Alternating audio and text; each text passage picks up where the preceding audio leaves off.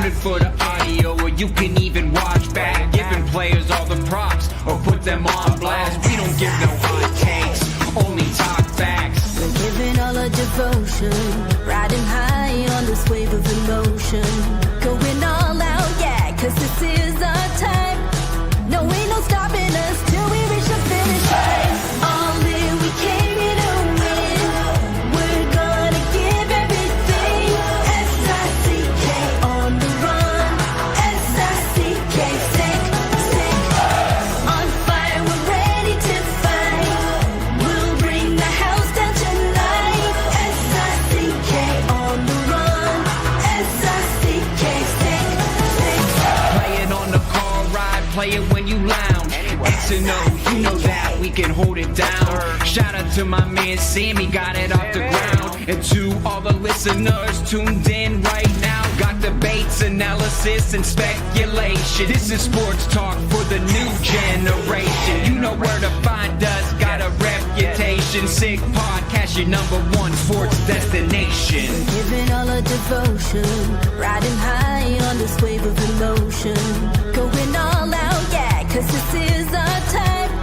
No, ain't no stopping us till we reach the finish line. All in, we came here to win. We're gonna give everything. S-I-C-K on the run. S-I-C-K, sick, sick. On fire, we're ready to fight. We'll bring the house down tonight. S-I-C-K on the run. S-I-C-K, sick, sick. S-I-C-K is the sickest podcast. Tune in for the audio, or you can even watch back. Giving players all the props, or put them on blast. We don't give no hot takes, only talk back. S-I-C-K, S-I-C-K, S-I-C-K, S-I-C-K, S-I-C-K, S-I-C-K, S-I-C-K. All in, we came here to win. We're gonna give everything. S-I-C-K on the run. S-I-C-K, sick, sick. S-I-C-K is the sickest podcast. Tune in for the audio, or you can even watch back. Giving players all the props, or put them on blast. We don't give no hot takes, only talk facts. We're giving all our devotion, riding high on this wave of emotion. Going all out, yeah, cause this is our time. No, ain't no stopping us till we reach the finish line. All in, we came here to win. We're gonna give everything. S-I-C-K on the run. S-I-C-K, sick, sick. On fire, we're ready to fight. We'll bring the house down tonight. S-I-C-K on the run. S-I-C-K, sick, sick. Play it on the car ride, play it when you lounge. X and O, you know that we can hold it down. Shout out to my man Sammy, got it off the ground. And to all the listeners tuned in right now, got debates, analysis, and speculation. This is sports talk for the new generation. You know where to find us, got a reputation. Sick podcast, your #1 sports destination. Giving all our devotion, riding high on this wave of emotion. Going all out, yeah, cause this is our time. No, ain't no stopping us till we reach the finish line. All in, we came here to win. We're gonna give everything. S-I-C-K on the run. S-I-C-K, sick, sick. On fire, we're ready to fight. We'll bring the house down tonight. S-I-C-K on the run. S-I-C-K, sick, sick. S-I-C-K is the sickest podcast. Tune in for the audio, or you can even watch back. Giving players all the props, or put them on blast. We don't give no hot takes, only talk back. S-I-C-K, S-I-C-K, S-I-C-K, S-I-C-K, S-I-C-K. S-I-C-K. Turn up your volume. Because you're about to listen to The Sick Podcast. With Tony Marinaro. 55 seconds left in the penalty, a minute and 27 seconds left in regulation time. Boston 4, Montreal 3. Lafleur coming out rather gingerly on the right side. He gives it into Lemaire, back to Lafleur. Oh! The sickest Montreal Canadiens podcast. You're in the ball! Sports entertainment like no other. Rejoint, on lui fait perdre la rondelle, une passe devant. Et c'est le dégagement et ce sera la victoire des Canadiens. Coupe Stanley pour les Canadiens. Leur 23e de l'histoire. You found the dogs! John, you found the dogs! He found the dogs! And all together, they worked a young team to the top. And now, a 24th Stanley Cup banner will hang from the rafters of the famous Forum in Montreal. The Canadiens win the Stanley Cup. Brought to you by Energy Transportation Group. Driven to be different. La Vida TV. Embrace your true nature. And Playground, your premier gaming destination. It's gonna be sick. Marinaro on this Wednesday, April 2nd. I hope everyone is well. Thank you for joining me on the Sick Podcast. And all, just to be transparent, as I always am, on Wednesdays, most of the podcasts, of course, are pre-recorded earlier in the afternoon or early evening because, of course, Craig Button of TSN, their hockey analyst and director of scouting, works most nights on television. So we do it a little bit earlier. So in case you're wondering in terms of the wild card spot and where the Montreal Canadiens are in the standings, I can tell you that before tonight's action, the Montreal Canadiens were in the second wild card spot. The Canadiens had a couple of points more than the Columbus Blue Jackets, and the Canadiens played one more game, but they have one more regulation win than Columbus. Canadiens also had 2 points more than the New York Rangers, who had played the same amount of games. Rangers have more regulation wins, but the Rangers did play earlier this evening, right? So obviously, because this is being pre-recorded, I have no idea what happened in the game between the New York Rangers and the Minnesota Wild. Nor do I have any idea what happened in the other games, but you get my drift.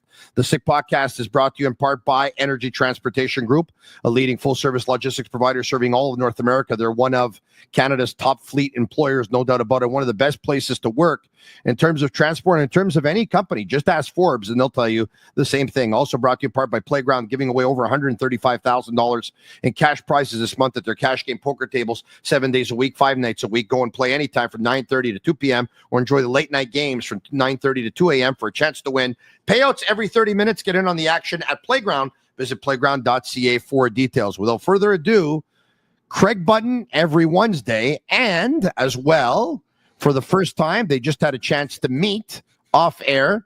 Simon the Snake Boisvert. Snake, how are you? I'm fine. Yourself, guys? Craig, how's it going? It's going good. I just you did the preamble.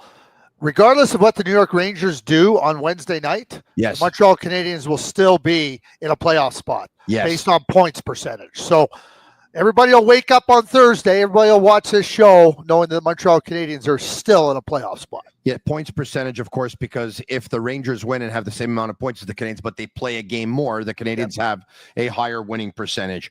What was pretty cool was when I introduced Snake to Craig. Actually, it's Snake who introduced himself because I had no idea. They had never met before, and I had no idea they had never worked a podcast before. Snake said to Craig, he said, Craig, I do some part-time scouting work for a team that I cannot name right now because obviously they've it's a confidential situation because of his work. He did do scouting work for the Cape Breton Screaming Eagles back in the day, but Snake was saying to Craig, he says, when I was about 20, 21 years old, I wanted to really get into scouting, and I applied to every team, and I applied to so many organizations, and I applied to so many people. And he says, I got one letter back, one. And it told me that there wasn't a position available at the time, but the letter came from the Washington Capitals, and it was signed by your dad. Craig Button, that's pretty cool to hear a story like that, eh? It really is. It's interesting. My father started Central Scouting, and over the years, a number of players shared letters with me that my father sent to their parents. Just telling them, with 3 young boys at home, trying to understand, trying to encourage them to the path forward and everything. And Simon, the dream, and there's way more qualified people than there are jobs available. And, people have this desire to work in the NHL. It's special and everything. And you don't want to kill the dream. You want to keep that hope and dream alive. And I think that, hearing that about my father doesn't surprise me, but it's always, it always brings a real smile to my face to know that my father believed in making sure that people's hopes and dreams were alive. Isn't that so well put, Snake? There's so many more qualified people than there is jobs available. He's right. Yeah. It's true. Trust me on that. Yeah. I've seen it. There's so many qualified people and trying to work into the job. And, I try to encourage everybody, just continue to do the work. People are watching. Not everybody might pay attention, but people are watching, and hopefully that break comes because of something that they noticed and something they'd like to add to their group. I think it also helps to have a network of contacts. Oh, yeah. Because once you're in, you know more people than when you're from the outside looking in. Yeah, so well put. Guys, I think the big story, obviously, with the Canadiens beating the Florida Panthers again last night for the second time in 3 days. They beat them on Sunday afternoon, and they beat them on Tuesday night, is once again Nick Suzuki and Lane Hutson. So on Sunday, Nick Suzuki scores the game-winning goal, and Lane Hutson picks up 3 assists. Last night, Nick Suzuki scores the game-tying goal and the game-winning goal, and Lane Hutson again picks up 3 assists. Craig, I've been saying for a while now, with all due respect to so many other good hockey players on the Canadiens, I think Lane Hutson and Nick Suzuki are the 2 best players on the Montreal Canadiens. And in these most important games here down the stretch, they're showing the way to everyone. It's a team effort. They're winning as a team, yes, but they are the catalysts of these victories. And they're putting the rest of their teammates on their back, and they're saying, follow our lead. Let's go. We're going to do this. For Marty St. Louis, Kent Hughes, Jeff Gorton, you're watching these games with a real fine eye to what players, expand their game, what players don't shrink in these important moments. And certainly how you describe Suzuki and Hutson is exactly that. You always believe that your players can rise to the occasion, get to the big moment, but you need to see them do it. There is no question. I've watched Nick Suzuki play since he was 15 years old. He done it in the American Hockey League. He's done it here for the Montreal Canadiens. He will continue to do it. Same thing with Lane Hutson. And so, but you still need to see it at the NHL level. You still need to see it against really good competition. I don't know if there's a better barometer than watching them do it in the last 2 games against the reigning Stanley Cup champions. Sorry, if I can, Nick Suzuki went from the OHL to the NHL, did he not? He did play in the AHL. Yeah, okay. All right, okay. Snake, Lane Hutson, 2 back-to-back games with 3 assists in both games. I mean, when was the last time? Do we have any graphics regarding back-to-back games, 3 assists? We do. Look at this one, courtesy of Canadiens_Muse. I love their Twitter account, by the way. Lane Hutson is the first rookie defenseman in NHL history with back-to-back 3-assist games. He's the first rookie blue liner with back-to-back 3-point games since 1985. It's a pretty interesting stat, considering the number of very good rookie defensemen there were in the past. And I know that some of them, they didn't have a great rookie year, and then they went on to bigger things. But there were still some very, very good offensive defensemen who had good rookie seasons in the past 40 years. So, that it's eye-popping. That stat is eye-popping. Craig, the Montreal Canadiens had a day off on Monday after, of course, playing in Florida on Sunday, their 4th game in 5.5 days. A trip that saw them go to St. Louis, from St. Louis to Philly, from Philly to Carolina, from Carolina to Florida. On Monday, they're on a day off.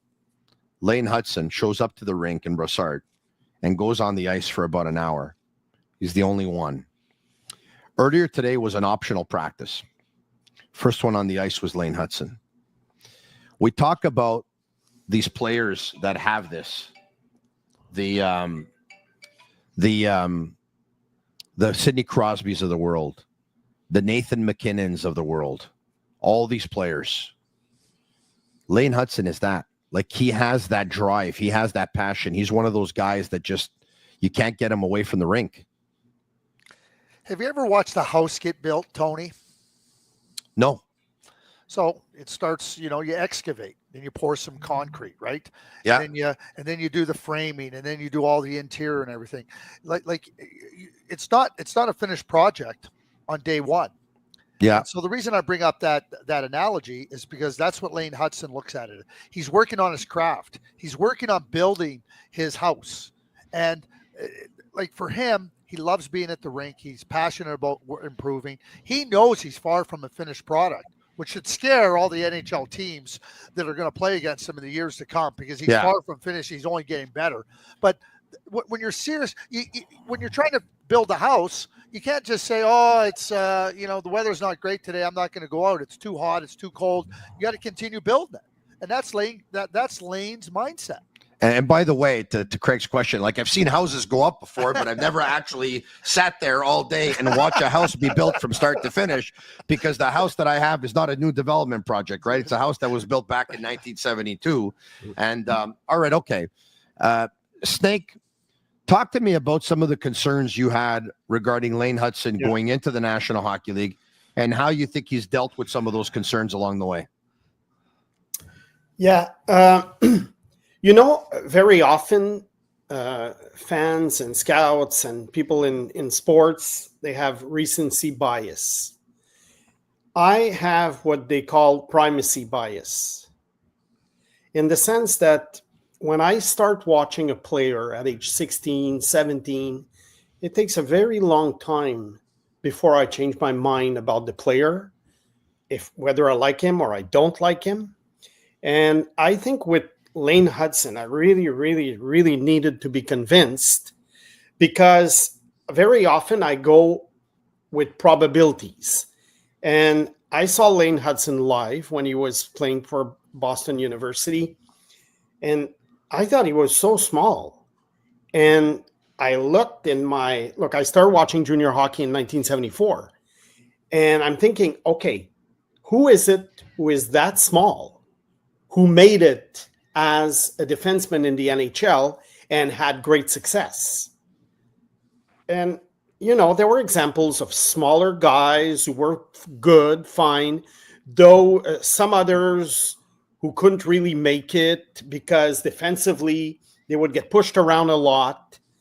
So I'm thinking, okay, what's going to happen with this guy? At some point, okay, he's dancing on the blue line. This is working, in the US NTDP. It's working in college.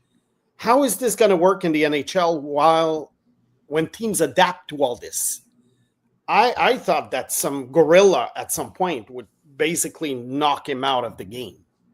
And it hasn't happened. And now teams have had the opportunity to scout him, to play against him. There are 74 games. So I had to admit that I have to completely, change my evaluation about the concerns that I had. Craig, Early in the season, you could show, I could see these concerns that were materializing. But now, ever since the Four Nations break, there's no issues with his defensive game. Craig, I'm really appreciating this conversation so far, because not everyone in this business says, I was wrong, right? As well as I do that a lot of people have opinions, and then once that player basically proves them wrong, there's not too many who say, by the way, I had it all wrong. By the way, I doubted that player. By the way, I thought he was too small, and I thought he was going to get crunched, and I thought he was going to be finished. By the way, I would have never expected this. By the way, I thought he was a defensive liability. To come on air, that's going to get thousands and thousands of views. It's going to go on all the social media platforms. Some of our stuff goes viral. And this guy here, Simon Snake Boisvert, who is doing some scouting for a team in the Quebec Major Maritime League, says, I had it wrong with this guy. I can appreciate that. Yeah, I can too, because I haven't been wrong. So to hear Simon say that he was wrong, I do. Like, I hope when I'm wrong that I can admit it too. That's a good one. Listen, Tony, you have to recognize that things change over time. that's the first part of scouting. The first part of scouting is recognizing that you what you saw might not be the same thing. I working and watching over years, you start watching a player and you rank a player, let's say in the early part of a season, let's just use October, and you really believe in that player and you say, well, he's 10th on my list. Well, now you get to February, he might not be 10 anymore, and you got to be ready to move off of that because the players are moving, the players are progressing, and some players are progressing to a greater rate than others. You can't really see that. The first thing I tell everybody, there's only one thing I'm certain of when I scout. I'm going to be wrong. I go in with that premise because I know I'm going to be wrong, because there's no way you can't be wrong, because you're putting a stake in the ground on players. You're saying that I believe in this guy. And these are the best players playing at the levels below the NHL. Teams, I always joke about this. They're drafting the best players. NHL teams don't draft a 4-goal scorer and project him to be a 40-goal scorer. They draft 60-goal scorers and think they can score 40 in the NHL. So this is not about like this. And again, I know I'm going to be wrong, and time serves you well. And you're dealing with 17 and 18-year-old kids for the most part. The one thing I will say about Lane, and I've said this about other players, Cole Caulfield comes to mind, is that they were always small. It wasn't like Lane Hutson at one point in time was 6'3", and he had to learn how to be 5'10". Cole Caulfield was never 6'2" and had to learn how to be 5'7". They've grown up with this, and they've been prolific, and they've been really good.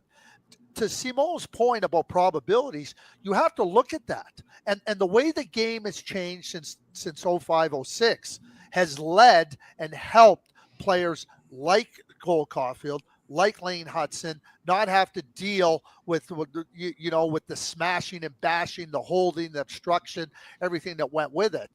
And I think that's been a boon for them too, because probably prior to that, really hard for players that weren't a little bit bigger and a little bit stronger to find their way. And it doesn't mean there wasn't good small players in the league before that, but the obstruction and the rule enforcement has helped the development of these players and the belief that they can play in the NHL.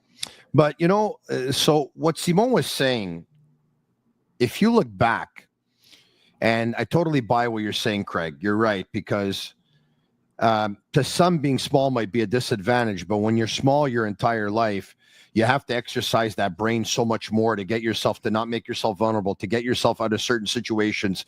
So your hockey IQ, because you're exercising that brain and you're studying all the time, it ends up becoming superior to any other player, especially big players who just get by on their athleticism and physicality, and they're not exercising their brain because of it. But,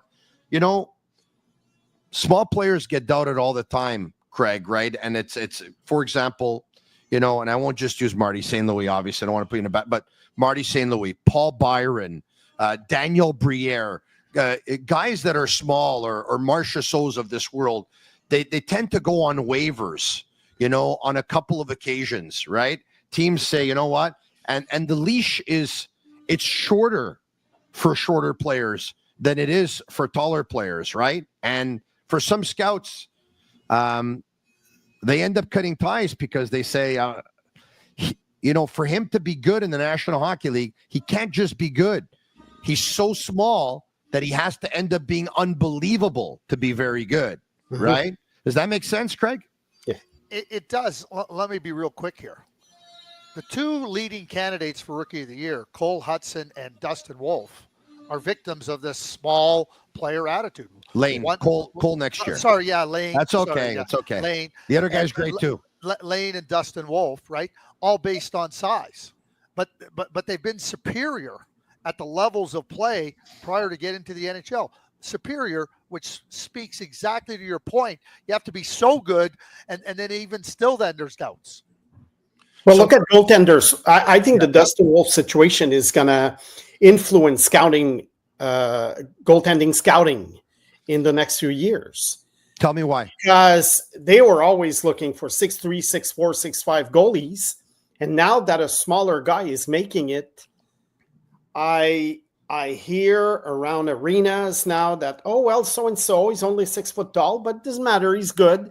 So I think some of them who are shorter will start being I drafted. have to see it to believe it. I have to see it to believe it. I'm going to tell you why, okay? I think there will be a couple this year. I have to see it to believe it, and I'm going to tell you why, all right? Okay. With all due respect for you and your profession and what you do best. Lane Hutson has proven a lot of the hockey world wrong, right? There's a lot of people that saw him at the combine. We heard that half the teams didn't even want to talk to him because they said, this guy's too small. This guy's not going to play in the NHL, and if he does, not going to be any good, all right? Mm-hmm. Lane Hutson is in the history books, right? Yesterday he became the franchise leader in Montreal Canadiens history for the most assists by a rookie defenseman, surpassing the great Chris Chelios. He's already had a season where he picked up more points than PK Subban's best season of 60 points. Lane Hutson's at 62. And if Lane Hutson keeps on going the way he's going, he's going to end up once again entering the history books because he's going to beat Larry Murphy's record of 60 assists in a season. I think he's on that pace to get around that. Mm-hmm.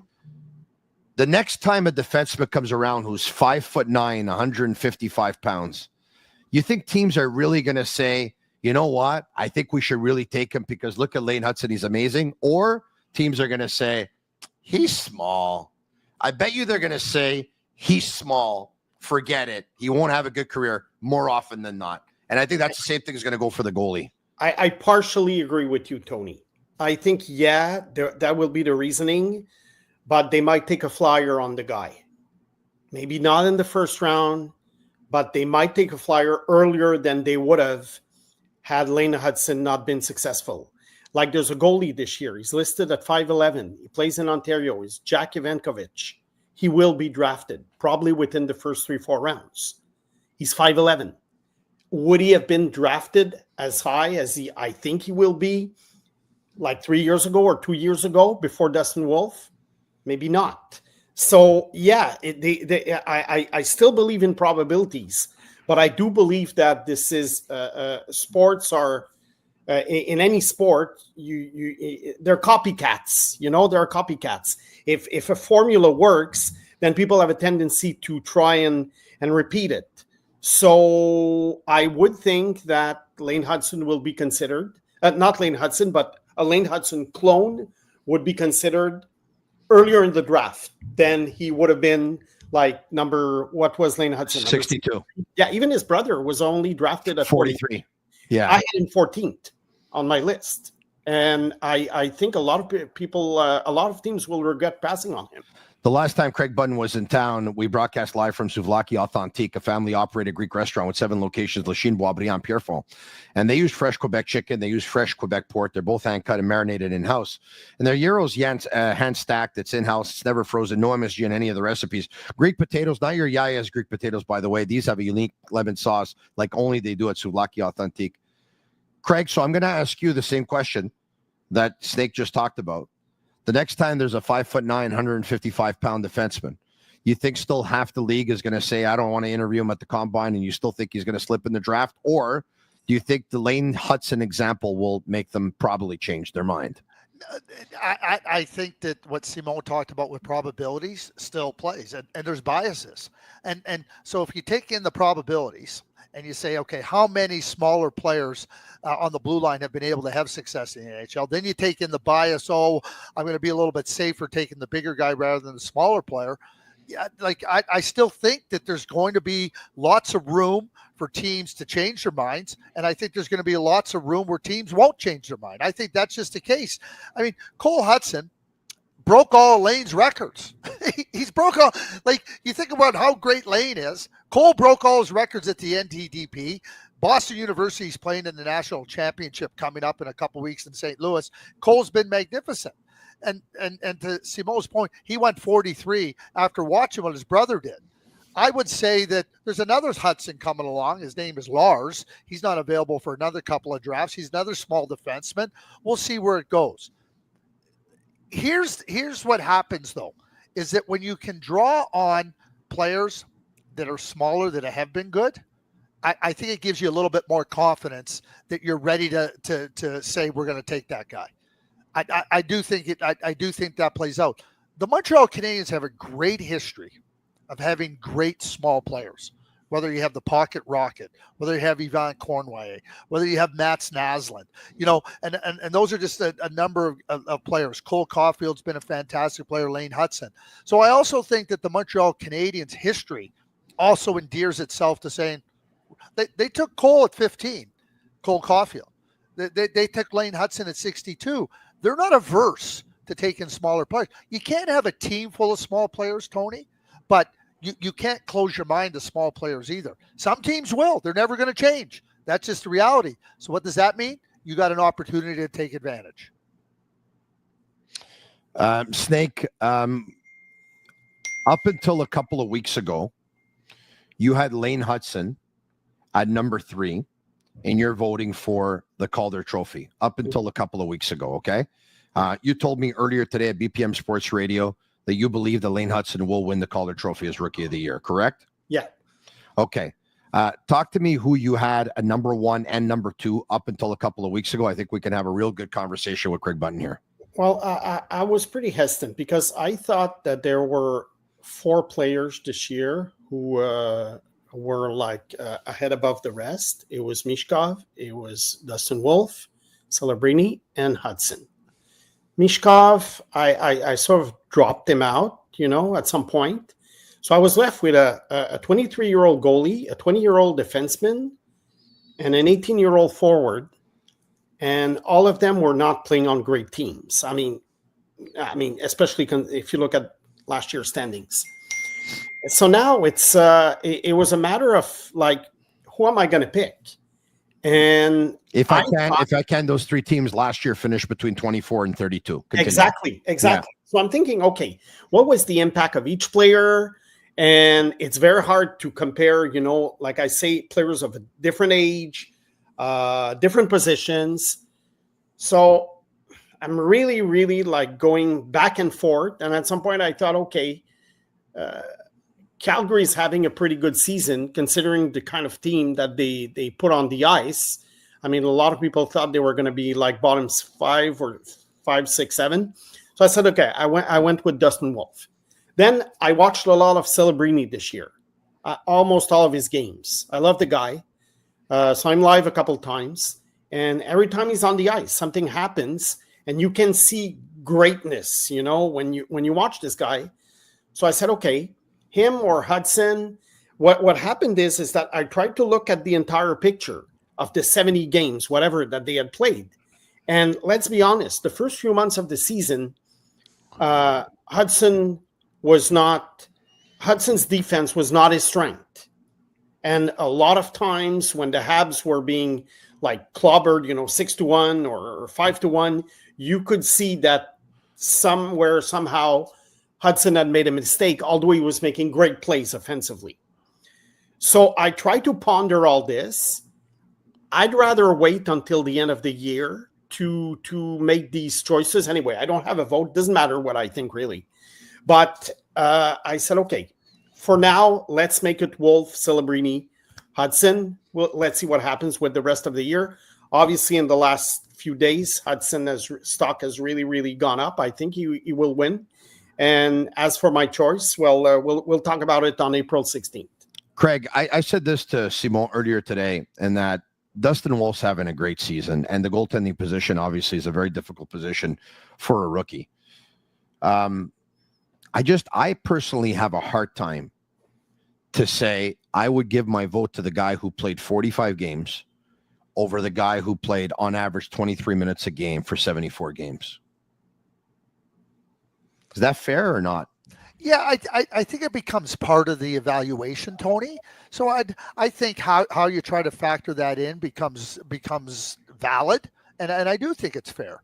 You know, to Simon's point, and I started to look at it, and I'm a voter.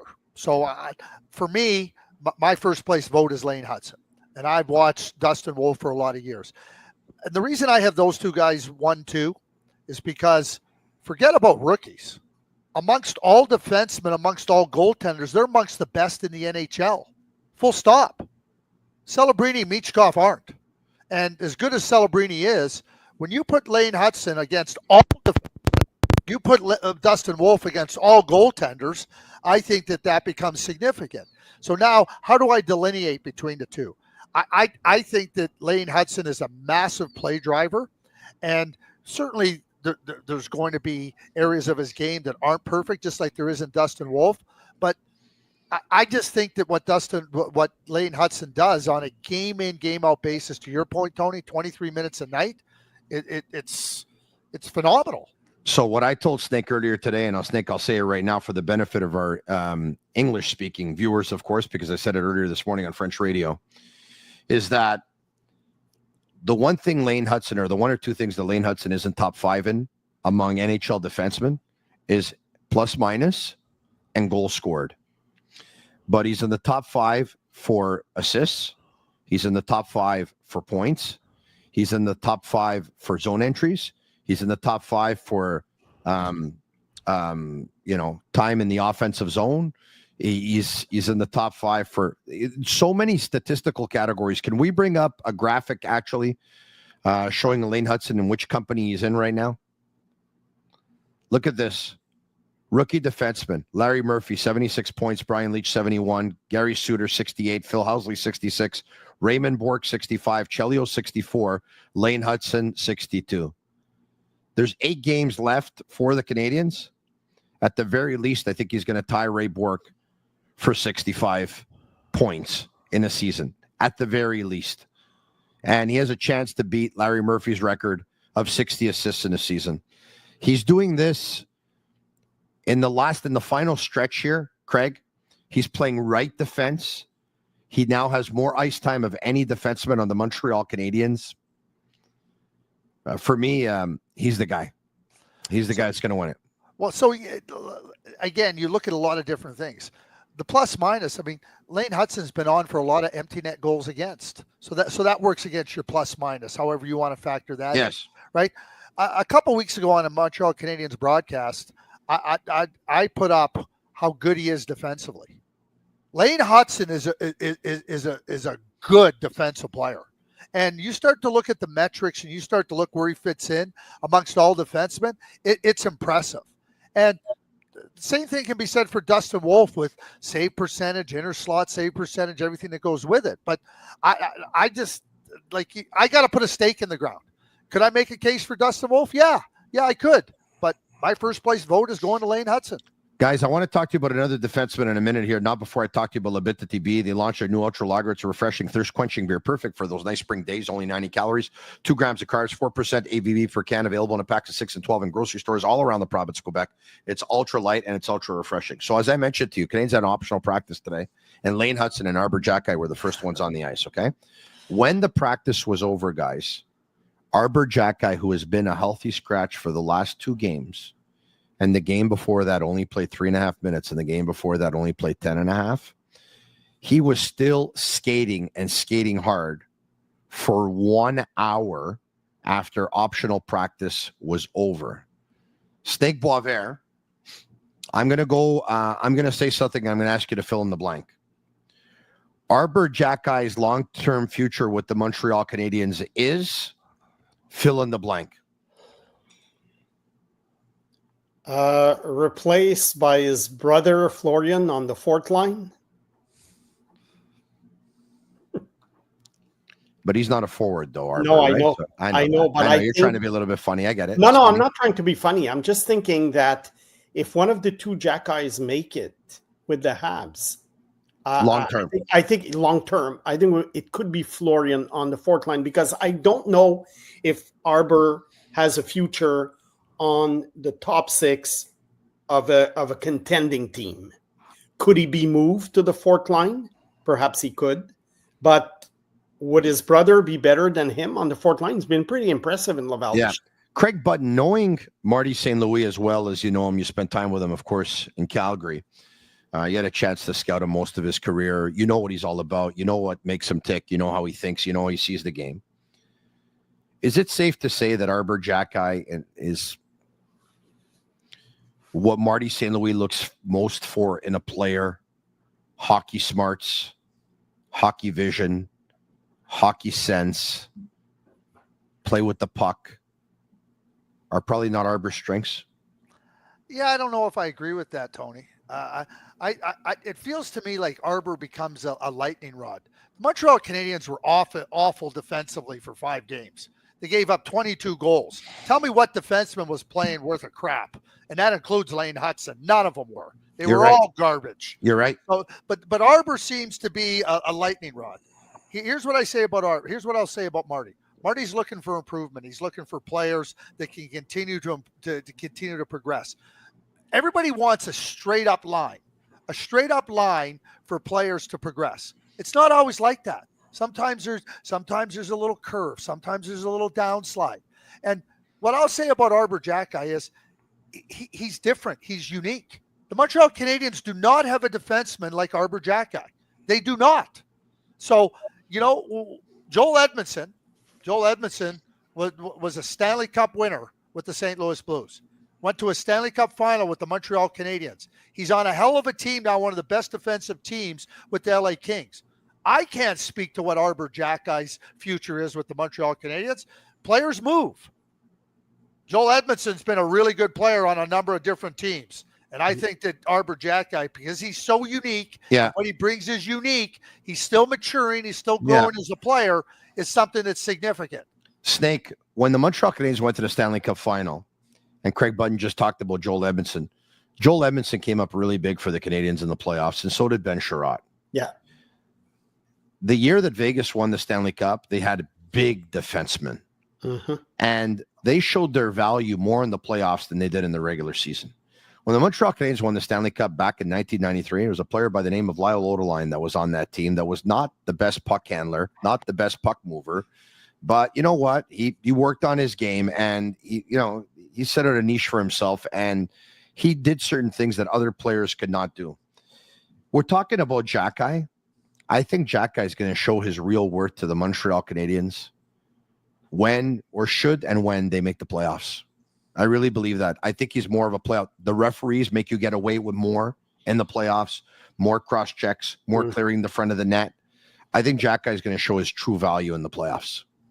Yeah, the Edmonton Oilers of the glory days also had players like that. We could like Jeff Bukaboom. I don't know if you remember him. Of course. It was that style of player that in the regular season he was less valuable than in the playoffs. He ended up being a defense partner for Brian Leetch with the Rangers. Yeah, exactly. When they won the cup in 94. Yes. So look, I think a guy like Xhekaj, I do agree with you that he has a unique skill set, but or what he brings to the table is unique. But the question is, perhaps could he be used in an 11-7 type of scheme? Could he be used like against certain teams in certain situations? Maybe not play 82 games and just be like, a specialty player, let's call it. What do you think? Yeah, I think it's worth. I think hockey is it's not a sprint; it's a marathon. How many times did it look like Arber Xhekaj supplanted Jaden Struble, and then now it's Jaden Struble supplanting Arber Xhekaj? I think he's going to get his chance. I think he just has to be patient for it. Craig Button, Snake Boisvert said something before when he said Dustin Wolf is probably going to change the way some scouts think about drafting the big goalie. And I said, is Lane Hutson going to make some scouts change their ways of thinking about drafting a defenseman or a small defenseman? My question to you is Nick Suzuki going to change the way scouts think of drafting the big 6'3", 6'4" centerman? He's Suzuki, who's not small. He's very thick, but he is 5'11". 13th pick overall in the NHL draft in his draft year. Patrice Bergeron was the second-round draft pick. I see it time and time again, Tony and Simon, time and time again. The players that don't give you a lot of flash and dash somehow don't get rated appropriately. It's hard to measure hockey sense. It's hard to measure impact. You go out to a game. I tell this story about a player. He was a Swedish player, 6'3". His name was Michael Holmquist.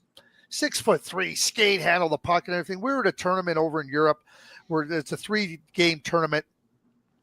Does nothing the first game, does nothing the second game, does nothing in the first period of the third game, does this unbelievable play, boom, boom, boom, all the way through, shows it all off. scout from another team comes up to me and Tim Bernhardt. He goes, "Oh, that'll get him drafted in the first round." He did. He got drafted in the first round by Anaheim. He was no good. He was no good then. He was no good in the NHL. Scouts can't get past that. Not all of them, but a lot of them. So you don't see a Patrice Bergeron. You don't see a Nick Suzuki. The subtleties of the brilliance and the understanding of what really is meaningful in a hockey game. And so do I think it'll change? No, I don't. I don't. But can we say then that there will always be room for the small player, even though there will be biases? But for those small players to be good, they really have to be amazing. Lane Hutson is amazing. Nick Suzuki is amazing. Braden Point is amazing. Nikita Kucherov, Cole Caulfield, Theo Fleury. I mean, again, I can go through Henri Richard, Yvan Cournoyer, Mats Naslund. I'm just naming some Montreal Canadiens. Davey Keon. The small player has always had a good small player has always had a place in the game. What I would suggest, and I'll be very, very forthright in this and very, very edgy, NHL scouts should open up their eyes and pay a lot better attention and not get caught up in the flash and dash. Wow. Well, I understand your point, but when you watch a junior hockey game, all these little things that some NHL players do so well, they don't show as much because you don't, not that you don't need to do it in junior hockey, but since it's a more wide open game and you're playing against less talented players, obviously, all these subtleties are not as prominent as when you watch an NHL game. Wouldn't you agree? Because I remember Suzuki in junior hockey. He was excellent. He wasn't flash and dash. He wasn't flash and dash, but he was still very, very efficient. He scored a lot of points. But what he does so well in the NHL was not as obvious in junior hockey because he was so good offensively. He didn't need to do all this. I don't know if I'm explaining it well, but that could explain why scouts don't focus on this. But I do agree with you that flash and dash gets you drafted early. My point is, Simon, they need to focus in on it. I saw it with Patrice Bergeron. I saw it with Nick Suzuki. I've seen it and I've seen dumb players that have a lot of flash and dash and go, ain't going to cut it in the NHL. Ain't going to cut it. And they could score. Listen, we talked earlier about all the good players. Like they all can score. Yeah. The job of the scout is to identify that. That's how you end up being a really good scout. Let's hear from Marty St. on what makes Nick Suzuki so special. Got an elite computer. His software is high-end, obviously, and he's got all the tools to do what his brain tells him to do. So he's very connected that way, and tonight I felt you saw that on many occasions. I think he's a proud guy and he wants to lead this team, and he's doing that, ever since the break. Not that he was even before the break, Susie was fine, but I think he there's another level, and he's shown us that. All right, another level. He's shown us that. I'm listening to Marty St. Louis talk, and we were talking about voting before. Craig Button, what if he gets his team into the playoffs? There's 9-10 coaches every year that do a fantastic job. Yeah. The guys that end up winning the Adams Trophy are the ones whose teams do the best that were underestimated the most. That's the reality of it. You can't tell me that Marty St. Louis hasn't done a great job. I know Spencer Carberry, Ryan Huska. We can go through it. Rick Tocchet, I think, has done a good job. You can go through the different teams. John Scott Cooper. Arniel. We can go through it, right? But there's 9 or 10 coaches every year that are worthy of winning the Jack Adams, and certainly Marty St. Louis in that conversation as he should. Yeah. Cole Caulfield on becoming a leader. I think it's all from experience. I think everybody finds their own way to be successful and their own way to figure things out, and you try to do what you can to help guys in certain situations and talk it out. Be good at communicating and just take it one step at a time. But we got a bunch of leaders in here that lead by example, lead by their own way, and everybody just wants to bring their A game every night. All right, guys. Oliver Kapanen was with the Montreal Canadiens in training camp. He started the season with the Montreal Canadiens as well, went back to play in Sweden. Emil Heineman was asked about how impressive Kapanen's season was in Sweden. Let's hear from Emil Heineman. Really impressive for me to have that in a really defensive league where the rink is bigger and it's easier to be on the outside and like it's really tough to get inside and get those grade A chances. So that's really impressive. So yeah. Guys, Heineman impressed by Kapanen's 35 points in 36 games playing in Sweden with Timrå. Craig Button, can you talk to us about how hard it is to put up points in that league?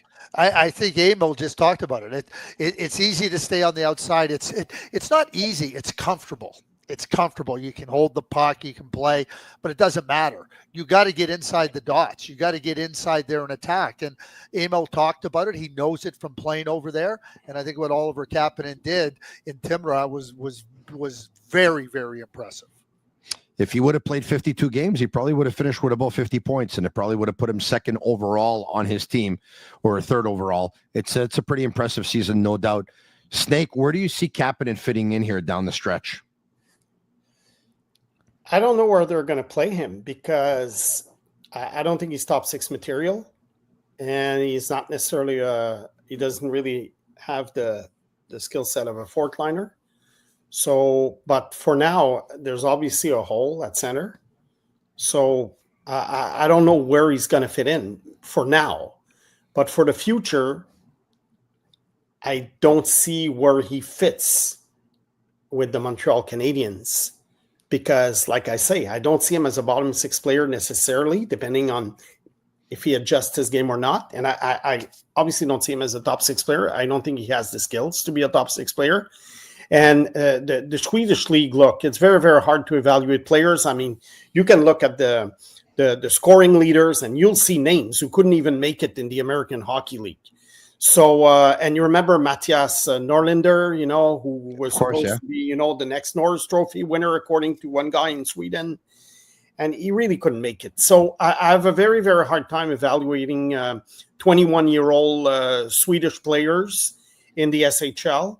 But from what I've seen of Kapanen early in the season, I know he was a rookie. I know he was just starting out, but I never saw the necessary skill set. And it's okay. He was drafted, 61 or 62? I mean, no one expected him to be a top six player. Now the question is, where does he fit? I think for now, they're going to play him a little bit because with the injuries, they have no choice. But next year, I really don't know. If Kent Hughes gets a second line center during the summer and he plays Newhook on the third line and Evans on the fourth, then where does Kapanen fit? On the wing? Well, he'll have a hard time because if that's going to happen, Kirby Doc's going to end up playing wing, and plus Demidov's coming, so there's right. So it eats up a few spots. Are the Montreal Canadiens going to beat the Boston Bruins tonight?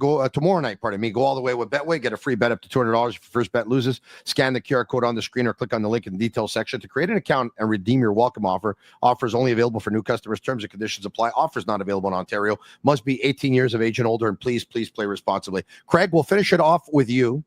What do you see when you look in your crystal ball for Oliver Kapanen, and why do you think a decision is being delayed here on Jacob Fowler, who was in attendance yesterday and to watch Ryan Leonard's debut with the Washington Capitals, as were many of his teammates with Boston College? It was pretty nice to see. It was pretty cool. Yeah, it was cool. It was really neat. How about the text that Ryan Leonard got from Ovi? That was cool too, right? Like, welcome to the big leagues. I think Jacob Fowler is evaluating what he wants to do. I think this is as much to do with Jacob Fowler as anything. Do I want to go back for another year? Trey Augustine is going to go back to Michigan State and play another year. Listen, I don't think it ever hurts a player to go back and get another year. I mean, he was a dominant goaltender this year at Boston College. Trey Augustine was a dominant goaltender. Go and keep playing, keep dominating. Too many players are interested in you got to get to the NHL or pro hockey ready. And I don't think it would hurt Jacob Fowler to go back for another year. And I think Jacob's trying to evaluate what he thinks is best for him in the whole overall equation. And I think, I read a thing the other day or yesterday. Dean Letourneau, who was the Boston Bruins first round draft pick, He played 36 games and had 0 goals and 3 assists. That's the 6'7" centerman, isn't it? They're talking about him signing a pro contract. Like, really? Like, give me a break. Like, go and prove it. I will tell you this, Tony. Next time you get an opportunity, go and talk to Mike Matheson. I had a conversation with Mike Matheson after his sophomore year. I played junior hockey with his dad, Rod. Go and ask Mike the conversation we had after his sophomore year. And I'll leave it at that. But as it goes for Oliver Kapanen, you can never – I mean, to Simone's point, he's a player that fits somewhere in your lineup. Can he be displaced? Yeah. Can he provide a role? Yeah. But, we'll see where that takes him. But I want to play devil's advocate for a second here, right? Because I like what you're saying, but I've always been told that, general managers or executives will always ask players to, dominate at your level before you want to take the jump at the next level.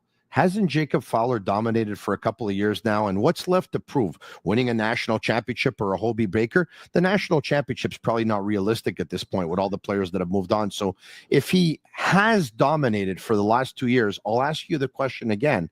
What's left for him to prove?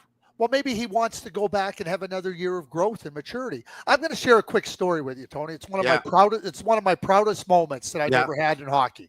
Jordan Leopold was a player we met in his draft year. I was with Dallas.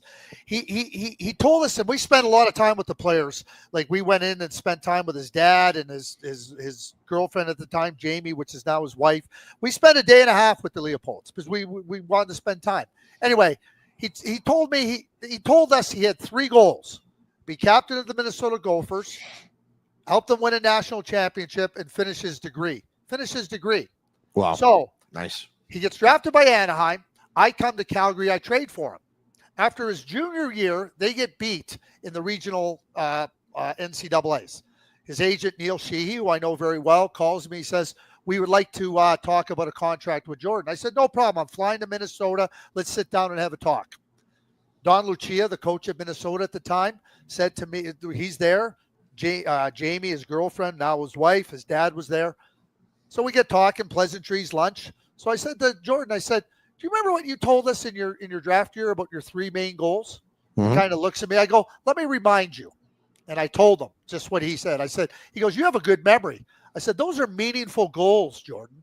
Either they're still meaningful or they didn't really matter to you. You know what he said to me right there on the spot? He said, you're right. He said, I'm going back to Minnesota. You know what happened? He was captain of the Gophers. They won the national championship. He won the Hobie Baker as best defenseman. And he was a little bit short on his degree, but we helped him finish it in Calgary. That mattered to Jordan, and it mattered to me. So I don't care if a GM thinks that, like, he's proven everything. You don't know what other things come into play. And I'm as proud of that as I am of anything. Because if I'm insistent on pulling him out of school, which I could have done with a contract, bottom line is he doesn't get those experiences. All right. Who wants to end the show with a little bit of a laugh? Well, why wouldn't we want to end it with a little bit? Why not? So let's do that. Last night with Maxime Lapierre and Pierre Maguire. Now, I'm the president of the Lane Hutson fan club. I think there's a big lineup for that, Craig. I think you're in it too, and I think Pierre Maguire's in it as well. And I think slowly but surely we're bringing Snake over to the other side too. I said that I love that guy so much that I'm thinking of leaving my wife for him. So what would Tony Marinaro look like as a bride? There you go. Tony. Oh, boy. As good as Lane Hutson is, okay, you cannot do better than your wife, okay? So to say that you're thinking of leaving your wife would be the biggest mistake you could possibly make. Man. But I got to tell you, you look magnificent in white. What an ugly bride I am. What an ugly bride. Guys, thanks for doing this. Have a great day. Thanks, guys. Bye, guys. All right, there you have it. Special thanks to Craig Button, TSN hockey analyst and director of scouting. The Cavaleros put that together today. When I saw it, I was like, oh my God. But it's already out there. It's on social media and everything. So what do you want to do? You might as well just laugh, I guess. The Canadiens will be back at it tomorrow night. They're still in the second wildcard spot. And tomorrow night, they got a big one once again against the Boston Bruins, who would love nothing more than to come to Montreal and spoil the Canadiens' party. Let's see if it happens. Let's cross our fingers that it won't. What I do know is that after the hockey game at 10 p.m. tomorrow night, I'll be back with the Habs podcast, the Habs post game of the Sick podcast. And my guest once again will be Pierre Maguire. Thanks for watching, everyone. Have a good night. And that's a wrap. Hope you don't miss us too much until next time. Follow the Sick Podcast with Tony Marinaro on YouTube, Instagram, Facebook, Google Play, and Apple Podcasts. The Sick Podcast is brought to you by Energy Transportation Group, driven to be different. Bittt, embrace your true nature. And Playground, your premier gaming destination.